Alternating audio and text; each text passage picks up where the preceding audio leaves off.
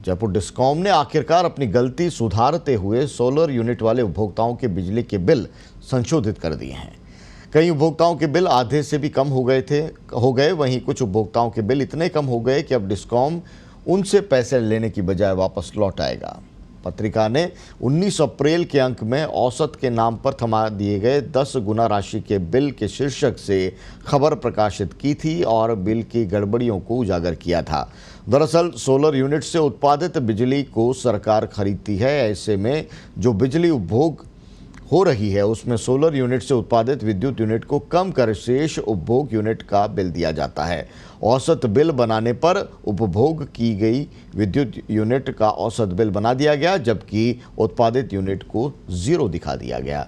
इसके कारण जिन लोगों के घर में सोलर पैनल लगे हुए हैं उनका बिल ज़्यादा आया। अब डिस्कॉम ने सभी उपभोक्ताओं को भी उत्पादित यूनिट का बिल जारी किया है। इसके बाद ज़्यादातर उपभोक्ताओं के बिल आधे से भी कम रह गए। जिनके यहाँ पहले से 2 से 2.5 हज़ार रुपये के बिल आए थे वे 500 रुपये से भी कम रह गए हैं।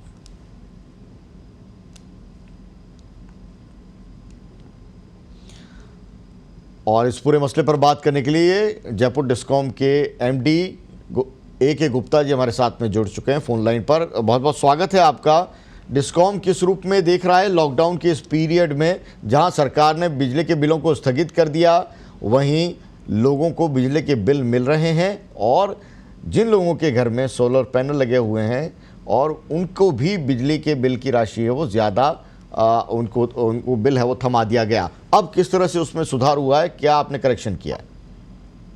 नमस्कार सर जी। जहाँ तक राहत का सवाल है, लॉकडाउन के पीरियड में हमारे कर्मचारी उपभोक्ताओं के यहाँ जा नहीं पा रहे हैं मीटर रीडिंग लेने के लिए। विद्युत नियामक आयोग के निर्देश हैं कि रीडिंग जो है वो औसत के आधार पर उनके बिल जारी कर दिए जाएं जब तक रीडिंग नहीं हो पाती है। जब तक इसमें जो गफलत हुई है, जिनके सोलर पावर प्लांट रूफटॉप लगे हुए हैं उनके एवरेज के बिल गए थे, तो एवरेज के बिल जो है जो डिस्कॉम की बिजली ली है उसका एवरेज निकाला गया था। जैसे ही नोटिस में आया कि ये इसमें सोलर पावर प्लांट से जो उन्होंने बिजली का उपयोग किया है और बिजली डिस्कॉम को वापस दी है उसको अकाउंट फॉर नहीं किया है, तो अकाउंट फॉर करके करीब 2800 बिल थे इस तरह के, वो सभी ठीक कर दिए गए और परसों वो सबको बिल डिलीवर हो गए, वो उसमें मैसेज के माध्यम से और वेबसाइट के माध्यम से। जी गुप्ता साहब, आपसे समझना चाहेंगे कि लॉकडाउन में जो स्थगित हुए हैं बिल उसको लेकर बता रहा हूँ जी मैं आपको बता देता हूँ। मैं जो बिल स्थगित हुए हैं, बिल कोई स्थगित नहीं हुआ, बिल के भुगतान स्थगित हुए हैं, बिल जारी होते रहेंगे जी, है ना। मतलब ये कंफ्यूजन नहीं हो कि बिल जारी नहीं होंगे, बिल तो जारी होंगे, उनमें ड्यू डेट भी लगी हुई होंगी। जो डोमेस्टिक के बिल हैं, घरेलू कनेक्शनों के बिल हैं, जिनके की उपभोग 150 यूनिट से कम के हैं, उनके अंदर विलंब शुल्क लग करके नहीं आएगा। यानी कि ड्यू डेट से पहले की राशि और ड्यू डेट से बाद की राशि एक ही है, इसका मतलब है विलंब शुल्क उसमें नहीं है। जो 150 यूनिट से ज्यादा के हैं उनके अंदर विलंब शुल्क दर्शाया गया है, तो वो समय से पेमेंट कर देंगे तो विलंब शुल्क नहीं होगा, ताकि उनका विलंब शुल्क लगेगा। परंतु किसी भी सूरत में कोई भी कनेक्शन बिल के भुगतान के कारण या भुगतान नहीं होने के कारण 31 मई से पहले काटा नहीं जाएगा। ये निर्देश दे दिए गए हैं माननीय मुख्यमंत्री जी के निर्णय के अनुसार। अब रह गए कृषि के कनेक्शन। तो कृषि के कनेक्शन में जो बिल मार्च में जारी हुए थे, अप्रैल में अभी जारी हो चुके और मई में जो जारी होंगे उनमें भी कोई विलंब शुल्क नहीं होगा। वो यदि 31 मई तक भुगतान नहीं करते हैं, कनेक्शन नहीं कटेंगे उनके, विलंब शुल्क भी उनसे नहीं लिया जाएगा। अभी वो 31 मई तक डेफर किया हुआ है जी। ये दोनों कैटेगरी जो मैंने आपको भी निवेदन की, 150 यूनिट प्रति माह उपभोग करने वाले घरेलू कनेक्शन और कृषि कनेक्शन, यदि 31 मई तक कोई पेमेंट करते हैं तो उनको 5% रिबेट मिलेगी।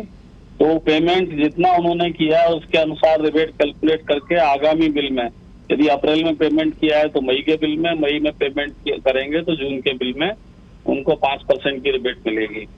अब इनके अलावा जो दूसरे कनेक्शन रह गए, औद्योगिक और जिनको आप व्यवसायिक कहते हो, हमारे यहाँ अघरेलू कहते हैं, नॉन डोमेस्टिक कहते हैं, उनके जो कनेक्शंस पे यदि कोई पेमेंट करता है तो उसके ऊपर 1% की रिबेट है, 1%। वो रिबेट है, वो पेमेंट चाहे अप्रैल में करे या मई में करे, उसमें विलंब शुल्क दर्शाया जा रहा है, विलंब शुल्क उनके ऊपर लागू है। परंतु इनमें जो फिक्स चार्जेस हैं जी वो लॉकडाउन पीरियड के फिक्स चार्जेस को डेफर कर दिया गया है। बिल में तो दिखाया है पर देय राशि में उसको हटा दिया गया है।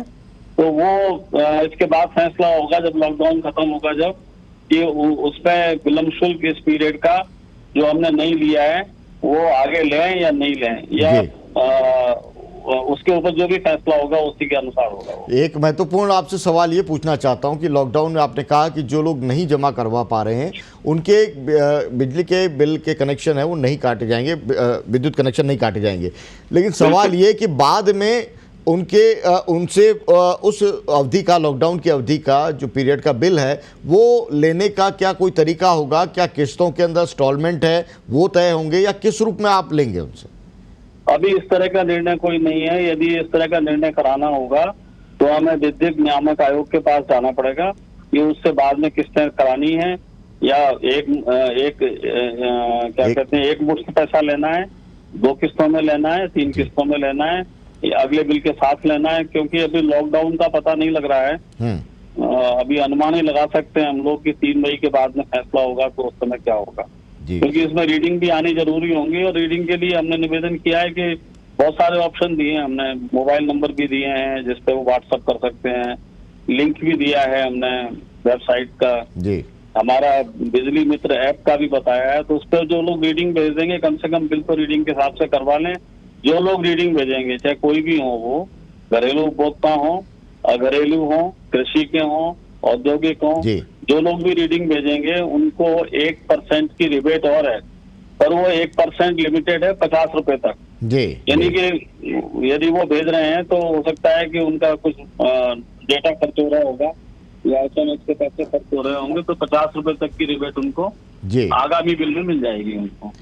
जी बहुत बहुत शुक्रिया हमारे साथ में जुड़ने के लिए और विस्तार से बात करने के लिए। जयपुर डिस्कॉम के MD हमारे साथ में के गुप्ता जुड़े हुए थे।